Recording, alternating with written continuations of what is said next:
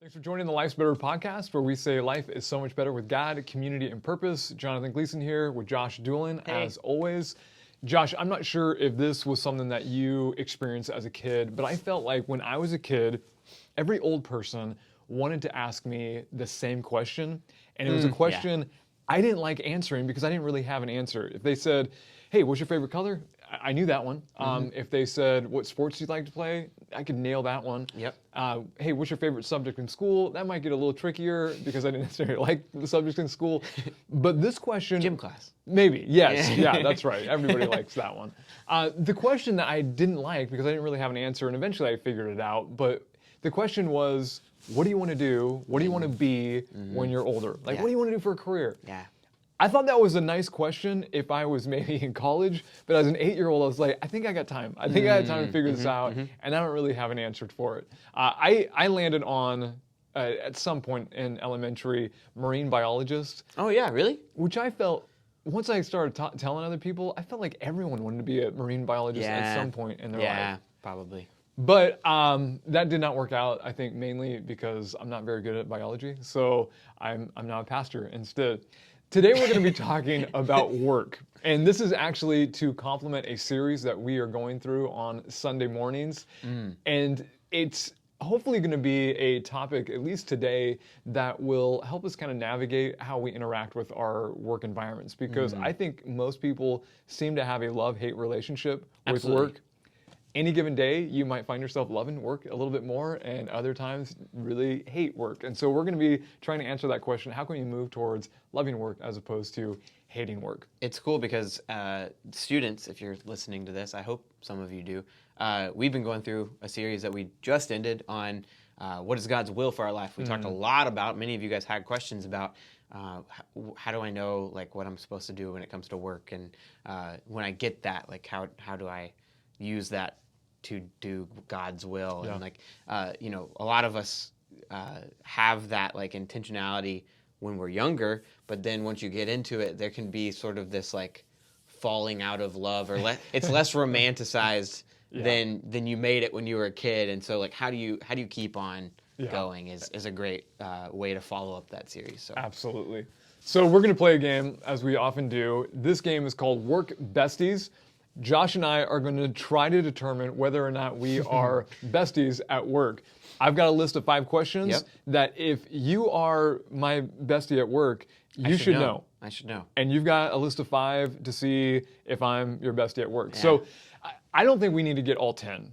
I think it would be fair if we were able to nail 7 out of 10. Okay. Would that be fair that we are work besties? Work besties, at least work friends. If we get less than that, maybe at best work acquaintances. Yeah, if we're like 5 or fewer, maybe we're enemies. Maybe 4. We'll go with 4 or fewer enemies. Okay, so I'm going to ask you a question, Josh, and then I'm going to actually answer it. You've got your answer already written down because I gave you these questions ahead of time. Which is way better. It is. Oh my gosh. As like opposed the stress to thinking about it in the moment. Yeah. You did not cheat, though. I did not give you these answers. These are legitimately, you have to come up with them, but you did earlier. So here's the first question. When would I, Jonathan, most appreciate calls or pop-in visitors being screened or intercepted at work? I don't know if you guys can read this. I really hope you do. Don't read it yet. I'm going to give you the answer. So the answer I have is Monday. Mondays, like all day Monday, pretty much, would be awesome. I wrote Mondays with an exclamation point. Yes, that is my, hey, I want to tackle a couple of projects without any interruptions, and if I can do that on Monday, it frees up the rest of the week. Yeah, there was like some obvious ones where I was thinking like, okay, if he's in a meeting with someone already, that's true. Like he probably doesn't want to be interrupted. He wants me to get those calls so that they're not annoying him. But yeah, no, Mondays are Jonathan's like, which is good because it's the beginning of the week. Yeah. It'd be way worse if it was like Fridays. I don't want you to interrupt me on Fridays. I haven't thought about my sermon at all until Friday. That would be trouble for everyone. All right, what's my question? All right, your first question is, where can you find Josh at least once a week on his lunch break? And you have an answer already, which is good. So I can actually talk about the fact that when I was coming up with these, Emily was helping me, and she was like, well, that's kind of cheating because it's not all year round. And I was like, yeah, that's fair, I guess. Okay. But I like where we're going with this because I think I nailed it then. At least once a week. Emily and I have lunch together at not in the school, but in the school parking lot. I go get her lunch and bring it to her, and we sit in my car and we talk about how our days are going, and then we eat, and it's one of my favorite things I do on my lunch breaks. So. And just so those of you who know, Emily does work at the school. Yes. So then not just being weird. Yeah, and creepy, you're not like, really being really "Hey, creepy." Let's hang out in the Yeah. school parking lot. Okay, I am really glad. So far, we're 1 for 1 here. Getting food for/with Emily. Yes. Woohoo! Yeah. Which is great. Like I know that not a lot of people are able to do that on their lunch breaks. Yeah. So it's great. Yeah. All right. Next question. What is Jonathan? What do I carry with me to help keep me organized? So this one was tough for me. All right. You go ahead. Give us the answer. The answer is a composition book that I write all kinds of stuff in, from journaling to Yeah. to-do lists to appointments. It's the composition book. So I cheated a little bit. We snuck into my office. We Where's the can guy? Where's the say. guy, Well, man? no. I wrote 2. Okay, I did a okay. slash Okay, because okay. I know you have both of these on you at all times. Okay. So this is kind of cheating. Maybe we can get like a half point. What do you got? But I wrote phone/notebook. You know what? The notebook is on there. I'm giving you full credit, man. Okay, cool. I'm giving Because you full credit. specifically in meetings, I notice that you got your phone, and you'll check your Yeah. phone sometimes, and then you also have this. If you know Jonathan, he has like not the best handwriting, so What? it's like he's writing symbols. What? He's like writing in code, but he understands the code, so I assume that keeps you pretty organized. The Got it. phone really helps when it comes to the calendar. Yeah. But then that composition book, I've just been using it for way too many years. Yeah. It would be difficult to not have that. Have you replaced it over time, or Oh is it yeah, the same no. one? So I mean, I don't know what its life cycle is, but so many months, and then I get a new one. Yeah. Cool. And I keep them actually. I got a whole. Emily does too. Okay. She has like this whole like Yeah. shelf at home. Like we could find out what she did 5, 6, 7 years ago, which would be great. Like if she was ever involved in a crime or Do something. it Like- totally. All that, maybe those arguments that were never really resolved between yeah. you two, and I don't think that ever like maybe there was one time where we were like I don't know if we did that year, Emily. I don't think we did, and we can and go back. she and goes check. back. She's like, no. I I've can check. got the She can proof check. right here. That's Yeah, funny. Yeah. All right. She's normally right. So. Second question for me. All right, second question is, what does Josh typically use to stay focused in the office? Okay. What is the answer before I reveal mine? My answer, because I'm a very distractible person, is I use my headphones pretty much 24/7 or not 24/7, but every time I'm in the office, from the moment I get in there after I say hi to Jonathan to the moment that I'm about to leave, I have my AirPods in and I'm listening to things to stay on focus. Otherwise, my mind wanders. But anyway, what did you write? I wrote earbuds listening to podcasts. Is what I wrote. Yes, good job, Jonathan. Good job, Jonathan. So far. You even got like what I'm listening to, right? So well done. 4. I out of was a 4. little worried when you said headphones because I was like, you know what? He used to have the headphones. No. And I've seen the what do you call them? The AirPods. I've seen the They're AirPods, great but- because if I have my Mac and I have my phone, both can be paired at the same time. Oh, nice. And so like if I get a ding on my Yeah. phone, like it goes to my ear. If I get a call, I can actually answer it without like being hands free, and everything I'm listening to on my computer at the same time. It's pretty cool. So Apple, if you're wanting to Good sponsor job. our podcast, we just gave you some free Absolutely. advertisement. Free advertising. Anything you want to throw our way would be great. T-shirts, money. like I was whatever. going for the money. Yeah, that's what I was going to hope. Yeah, t-shirts are cool too. All right, so here it is. If I could remove one responsibility from my job description, what would it be? This may be the toughest of all of them. I think I might have got this wrong. So here's my answer. Okay. Funerals. And the reason why is not because I don't like helping people who are going through bereavement. I just don't know if I do the best job. And I always walk away just feeling like, I might have screwed that one up. No. And, yeah. And this is one that we share. And I go back to conversations that we've had before, and I was like, I can't remember if this is mine or if this is Jonathan's. What do you but got? I wrote funerals. Woo! Well done. All right. And I don't want any of you to come away and think, don't ask Josh or Jonathan to do your funeral, even though you can't really ask that. But like for a family member, Yeah. we don't mind at all. In fact, I think when we know the person and we know that they had a relationship with God, like that becomes a lot easier. Yeah. But it's just not fun. And I have a slight fear of dead bodies.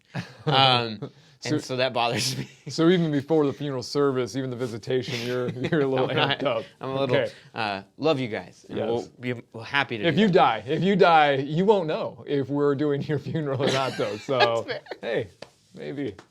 All right, what's mine? My number 3. So we're 5 for 5. That's pretty close. We're actually at least not enemies.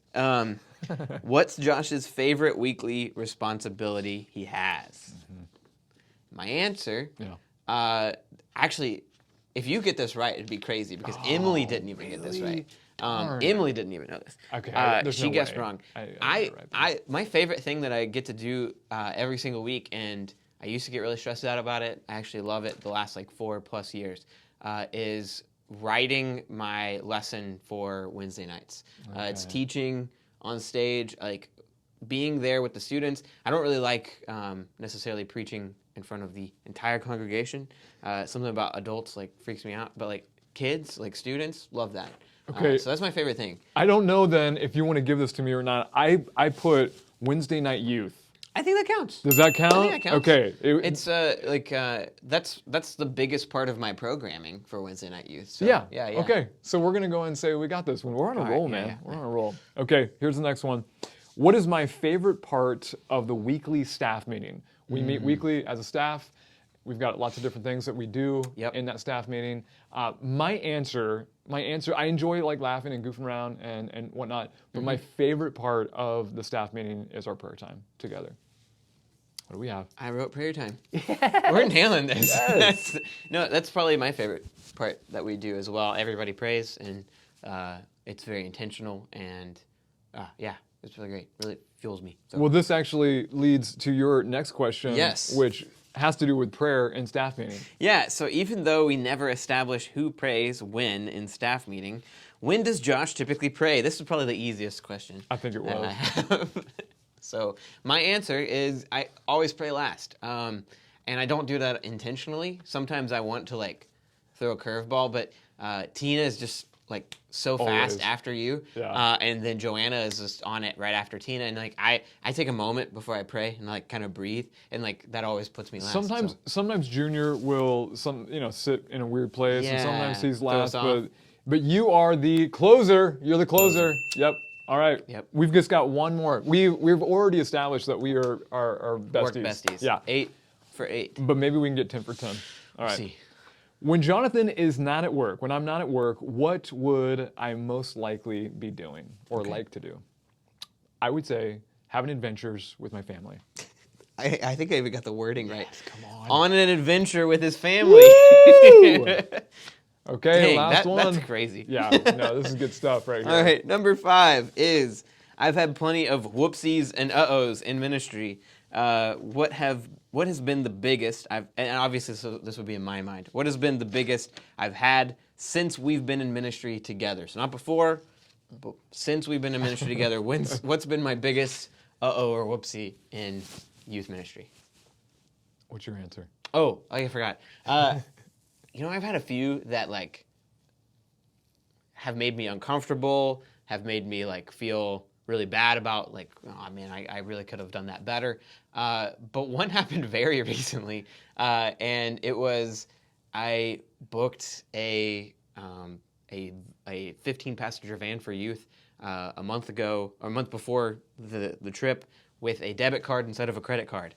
And apparently that's a big no-no when it comes to car rentals. And when I went the day before we were leaving to pick up the van, they told me, sorry, you can't have it. And it was this big ordeal that lasted like 5 hours at the airport.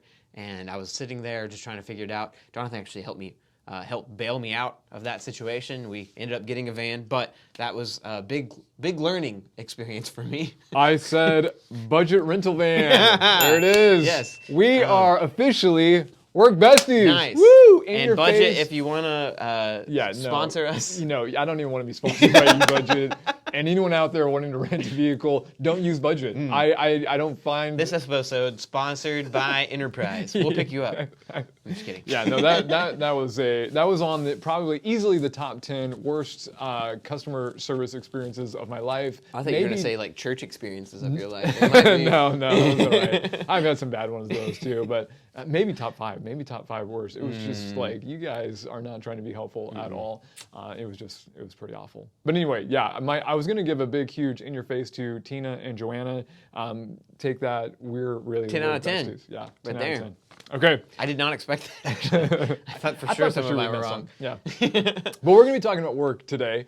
So maybe you don't have as wonderful as a work relationship with your employees as Josh and I do, but you can still find joy and meaning and purpose in your work. And so we're going to be trying to answer that question. Okay, well, how do we stretch a little bit closer to the love of work and not just the hate of work? Because the reality is God has actually called us to work. When you look at the Genesis story, one of the first things, in fact, the very first instruction that God has given Adam is he's giving him work to do. Yeah. And that's before sin entered the world. So work is a big part of our lives. We're going to be doing it for a long time. I was reading an article not long ago about well, in the article, there was a story about a teacher who asked a student, hey, describe your dream job. Describe your dream job. And before I give you this student's answer, when you were a teenager, what would your dream job have been? Playing video games all day for a living and somebody paying me money to do that. Yeah, Which, that'd be pretty cool. as a kid, like I remember thinking that and like people being like, ah, ha, ha, ha, ha. But like that's actually a thing people do now, which is kind of crazy. But Yeah. anyway, that would be my answer. Yeah.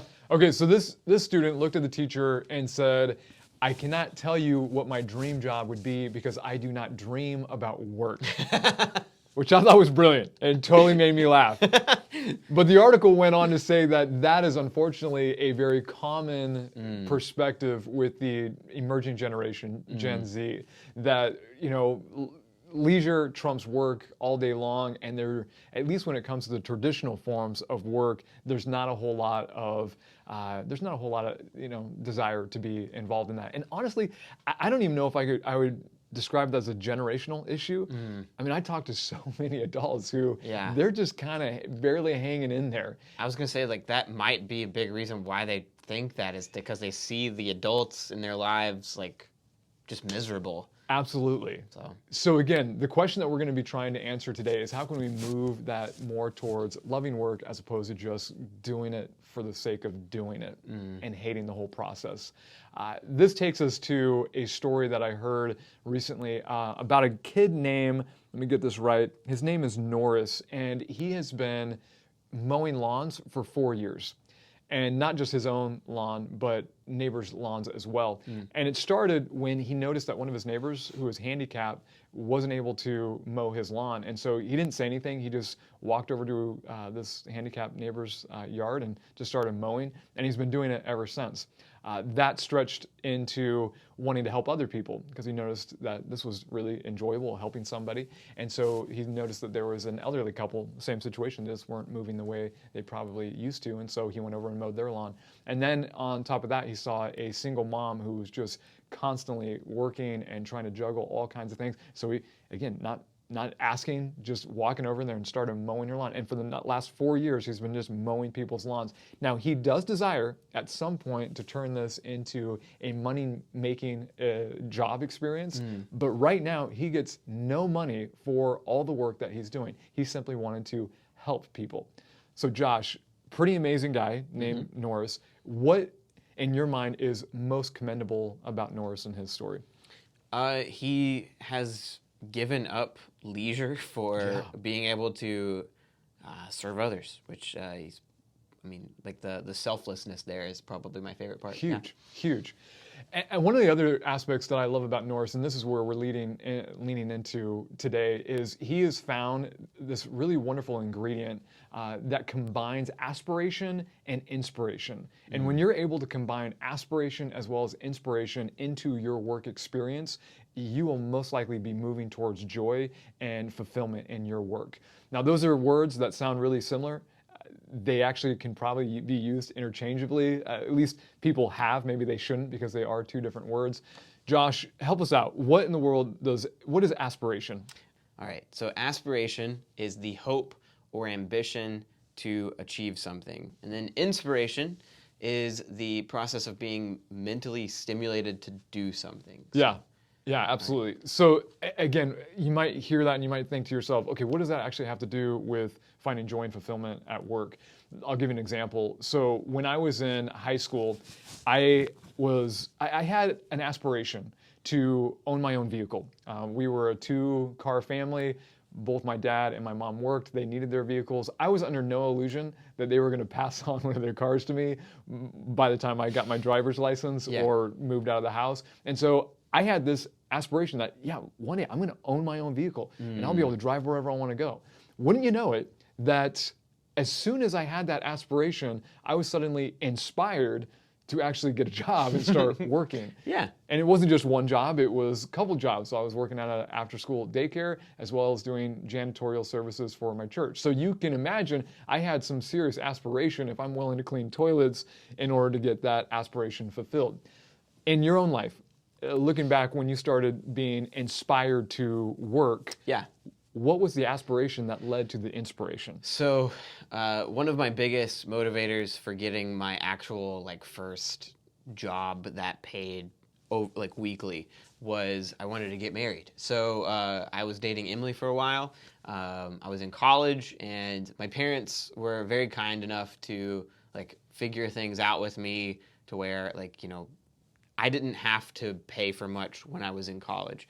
I had my board obviously paid for with my debt that I was racking up. But then on top of that, there was the food vouchers and all of that stuff, so I could live off of that. And then my parents would help pay for gas for me to get back and forth because they really wanted me to focus on my studies.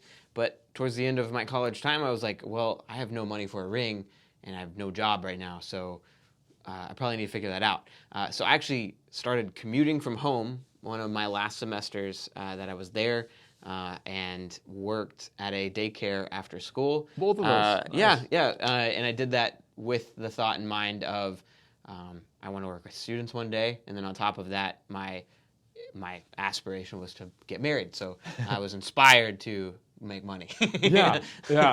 So, and this brings us back to Norris's story for a moment.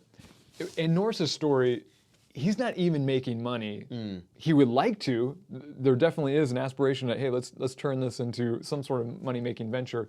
But that's clearly not his aspiration. What was his aspiration that continues to inspire him to do what he's doing? To help people. He wants to help people. That's what's driving him. That's giving him the inspiration to continue to do this. I think even in my own journey when it comes to a career, I think something similar happened to me. I had an aspiration to love God through service, that I knew that was what God had called me to. I had some gifts and some talents and abilities. I wasn't sure how I was going to serve him and love him through that service. Yeah. But at the same time, I was at a church that did not have a youth program, and so I was inspired, hey, maybe that's a really cool way to love God, by serving students. And I found myself in that position. And it was interesting because when the leadership team sat me down and said, okay, Jonathan, we'd actually like to start paying you for what you've been volunteering, I was like, I just hit the jackpot. I just won the lottery. Are you serious? Yeah. So you're going to pay me for what I've been I've been spending my own money when it comes to driving these kids around and buying equipment. You're not going to pay me? It was just this is amazing. I think this leads to an interesting quote from Confucius. I don't know if I totally agree with him, but I think it's a nice idea. He says, choose a job you love and you'll never have to work a day in your life.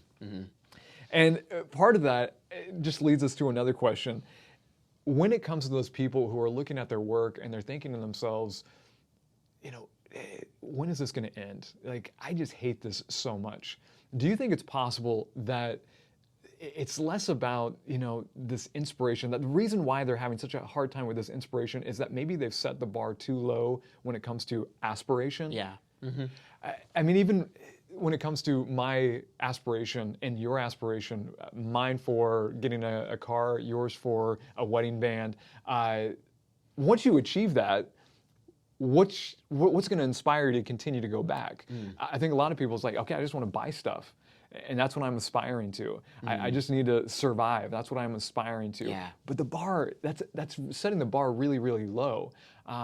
We see examples like Norris, who, well, he's aspiring to something really noble. His aspiration is just to help people. And so imagine having that aspiration every single day that you go into work, saying, you know what, there's just going to be one person, at least one person that I'm going to help. And that's going to get me out of bed because I want to help people. I think we see it with Christians oftentimes. They're in a bad job, but they want to interact with people in such a way to lead them to Christ. And so they're setting that aspiration as high as possible, and that's giving them the inspiration to actually get out of bed and do the work that God has called them to do. I don't know, thoughts on that? No, that's man. Talking with people recently, like other fellow adults who are in their late 20s, a big thing that you can start to think about when you're in that stage is, okay, I've had jobs up to this point, but what do I want my career to be? Like, what do I want to set my mind on for the rest of my life? And is what I'm doing worthwhile? And it's just interesting, like, having those conversations because, like, Christian or not, like, we want to feel like we're being used and we have a purpose. And if you ask yourself, like, if you hate your job and you don't see an end in sight, like, why are you doing it? What is it? Why did you accept it in the first place? Was it just to make money? And then what was that money being used for? Because a lot of us, if we don't have a end goal in mind, like we've talked about mission statements before, if you don't have one of those, like that, I feel like you have to have before you can answer the question of, okay, do I do this long term? Do I go for like higher up on the food chain when it comes to like where I'm working, or do I go for X amount of years here and then move to somewhere else? Like, it helps answer those questions because you have a motivator. Yeah. And I don't know. That leads exactly into the challenges that we're going to be talking about and encouraging you guys to engage. But understanding the component of aspiration and inspiration really allows, I mean, think about and look at research even documents this. A lot of times those people who have greater joy in their work are people who have solved that aspiration that will inspire them to continue to work. Yeah. So here's a couple challenges that we have. The first challenge we want to encourage you with is to honestly evaluate which ladder you are putting against, or excuse me, which wall you're putting your ladder against, which sounds super weird and it's not our idea. We stole it from Stephen Covey. But what he says is we're all climbing walls. We all want to achieve. And oftentimes we'll put our ladder against the wall of fame, and we climb and we climb and climb and climb until we reach the top of that wall and we have fame. Or we put our ladder against the wall of success or money or power, whatever it might be, and we climb and climb and climb. And he talks about how tragic it is for people to get to the top of that wall, look down and say, I put my ladder against the wrong wall.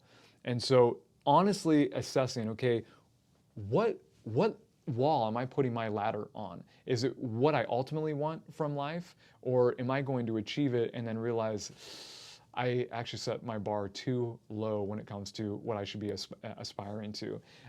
This leads me to ask you, because I know you've walked through this recently, I guess in the last 6 to 7 years. How did you choose? How did you choose which wall to put your ladder on? So like obviously I don't want to act like I have it all together too. Like I'm 28 and there have been those floodings in my mind where it's like, okay, long term, am I doing the right things? Like am I achieving the goals that I want to? But I've had the same passion for a really, really long time, and it's all come from God. Like changing my life for the better when I was in high school and then going into college, and just having this mindset of I feel like God wants me to be a missionary wherever I am. And if that's the States, which is a place where people need Jesus, then awesome. If it's specifically Lawrenceburg, then I'm going to set my mind like the missionaries that I've met, like Justin Ross or others that I met through school who have this, game plan wherever they went.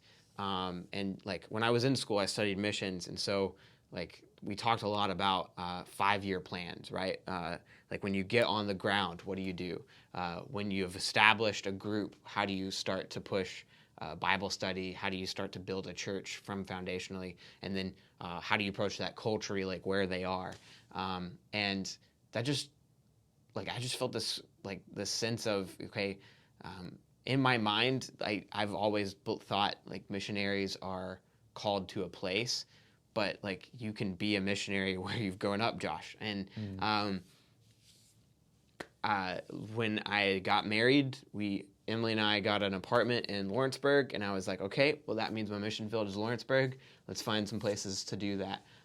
And I luckily found a full-time job in ministry, but I know that regardless of where I go, the wall that I'm climbing is I just want to be a missionary where I am. I want to make disciples. I want to make sure that I have the mindset that is set on like something that is eternal rather than what is here building up things for myself and stuff. So that's helped good. Drive me since I was probably a senior in high school, freshman in college, and so yeah. So evaluate. Okay, you're putting your ladder on a wall. What wall is it? Is it actually something that is worth your time? Is it noble enough for your life? If not, do some reevaluating now. Otherwise, at the end of your life, you might really have some serious regrets. Yeah, no one wants to get to the end and realize I've done absolutely nothing but put in my work at 9 to 5, and I have nothing to show for it. So, yeah. With that, too, we would encourage you to write a personal mission statement for your work. Josh already mentioned it, and we've talked a lot about it. In fact, earlier this year in January, we have an episode where we highlighted exactly what that would look like, gave you some tips for that. But specifically, this one's for work. This is not just a life mission statement or a family mission statement. This would be specifically, why am I going in to work every single day? And I know for me as a pastor, at least when it comes to what I create on Sunday mornings for a sermon, I've got kind of a short little mission statement, because there are times where it's like, man, I'm running out of my creativity. I don't know if I can keep doing this, and I just tell myself, okay, Jonathan, what you're trying to do is you're trying to create something that is simple to understand. You're trying to create something that is engaging for people, that drawing them in, something that is practical for their life, based out of God's word, that can lead to life change. And so why am I doing what I'm doing? Because God's word is something that can lead to life change. And if I can present that in a way that is clear, in a way that is engaging, in a way that is practical, well, then I'm all about it. And I'll begin that process Monday mornings with Josh, making sure that everyone is not bothering me. And that's one of those things that fuels me. Another example, this was done by a researcher. This was their work mission statement. I thought it was really neat. They say, I strive to discover a life-changing idea that will forever transform my career and the lives of other people. And I love that, because there are times where you wake up in the morning and you're like, I don't want to go in. And if you just look down at that mission statement and say, wait, no, I'm getting out of bed because I strive to discover a life-changing idea that will forever transform my career and the lives of other people, that reframes again, okay, let's do it. Let's do it for that. Yeah. I just want to say, too, like, something that I pushed heavy with my students was because I got a few of them who were like, okay, I guess this means that God's calling me to be a pastor. And I was like, maybe. But something I don't know, in prayer, too, and I feel like I've heard some people say some similar things, but something I pushed heavy with my students was them to know, God doesn't call us all to be pastors. He does, however, call us all to be disciple makers. So wherever you are, like if you're in a job and you don't have a direction, like, know that is a call He's put on all of us. So how are you using your job as a way to push that purpose that He's given you? I don't know if that helps or not, but one final story before we end. This is a story that comes from Dave Ramsey, and at least in an interview that I saw him being interviewed in. The interviewer was talking about how he ran into this coworker of Dave's, and if you don't know, Dave Ramsey is a pretty famous guy, does finances, Financial Peace University, and he's talking about how he ran into one of his employees who just was so excited about what Financial Peace University is doing, and the guy had been working for like 14 to 17 years with Financial Peace University. And so this interviewer turns to this employee and says, how are you still so excited about work? And without batting an eye, he said, what we do at Financial Peace University matters so much. And the second reason why I'm so excited to be a part of it is because I know my part, the part that I'm playing, is actually making a huge impact in what is so important for other people. And I think if you can begin to recognize some things that maybe God is calling you to be aspiring to, that's going to give you that inspiration to continue to have even that attitude like this individual that I've just shared. But until next time, don't forget that life is so much better with God, community, and purpose.